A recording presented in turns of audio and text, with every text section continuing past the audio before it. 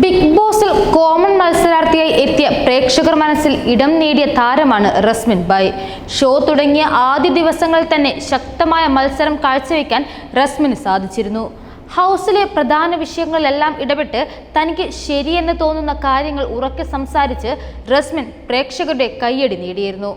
ഷോയിൽ 73 ദിവസത്തോളം തുടർന്നതിന് ശേഷമായിരുന്നു റസ്മിന്റെ പുറത്താകൽ. റസ്മിന് തിരിച്ചടിയായി വിലയിരുത്തപ്പെട്ടത് റസ്മിന്റെ സൗഹൃദങ്ങളായിരുന്നു. എല്ലാവരുമായി അടുത്ത ബന്ധം സൂക്ഷിച്ച റസ്മിൻ സൗഹൃദങ്ങൾക്ക് വേണ്ടി ഗെയിം മറന്നുവെന്ന വിമർശനം കേട്ടിരുന്നു. ജാസ്മിനും ഗബ്രിയുമായിരുന്നു ഹൗസിലെ റസ്മിന്റെ ഏറ്റവും അടുത്ത സുഹൃത്തുക്കൾ. ജാസ്മിൻ ഗബ്രി കോംബോയ്ക്ക് ഹൗസിനകത്തും പുറത്തുമുണ്ടായിരുന്ന പ്രീതിക്കുറവ് റസ്മിനെയും ബാധിച്ചിരുന്നു. ഇരുവർക്കുമിടയിലെ പ്രശ്നം പരിഹരിച്ച് ഇവർക്കൊപ്പം നിന്ന റസ്മിനെ പ്രേക്ഷകർ താല്പര്യമില്ലാതായി. എന്തായാലും ഷോ കഴിഞ്ഞ് ഇരുവരുമായി അടുത്ത ബന്ധമാണ് റസ്മിൻ കാത്തു സൂക്ഷിക്കുന്നത്. ബിഗ് ബോസിന് ശേഷം ജാസ്മിനൊപ്പം പല വേദിയിലും റസ്മിൻ പ്രത്യക്ഷപ്പെട്ടിരുന്നു. ഫിനാലെ കഴിഞ്ഞതിന് ശേഷം ദിവസങ്ങളോളം താൻ ജാസ്മിന്റെ വീട്ടിലായിരുന്നുവെന്ന് റസ്മിൻ പറഞ്ഞിട്ടുണ്ട്. ഷോ കഴിഞ്ഞ് ആദ്യ ദിവസങ്ങളിൽ ഇരുവരും ഒരുമിച്ചുള്ള വീഡിയോകളും റസ്മിൻ പങ്കിട്ടിരുന്നു. എന്നാൽ കഴിഞ്ഞ കുറച്ച് ദിവസങ്ങളായി ഒന്നിച്ചുള്ള വീഡിയോകൾ ഇരുവരും പങ്കുവെക്കാറില്ല.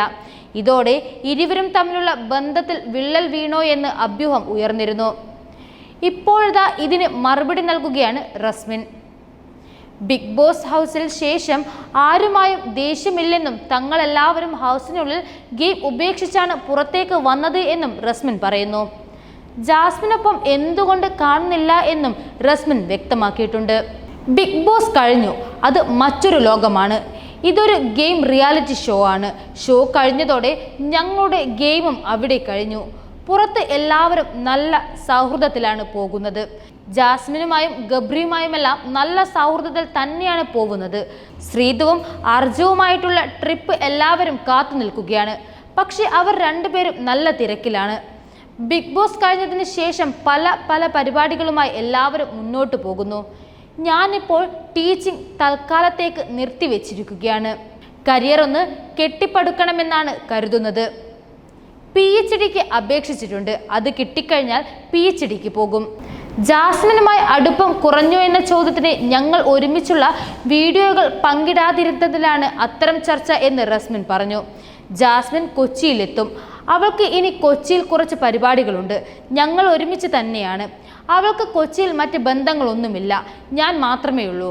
അതുകൊണ്ട് അവൾ എൻ്റെ കൂടെ കാണും. 14-ന് ജാസ്മിൻ ഫാൻസ് മീറ്റാണ്. അതിന് ഞങ്ങൾ എല്ലാവരും കൂടെ പോകും. ഇനിയും മീറ്റപ്പുകൾ ഉണ്ടാകും. ഇത് സർപ്രൈസ് ആണ്.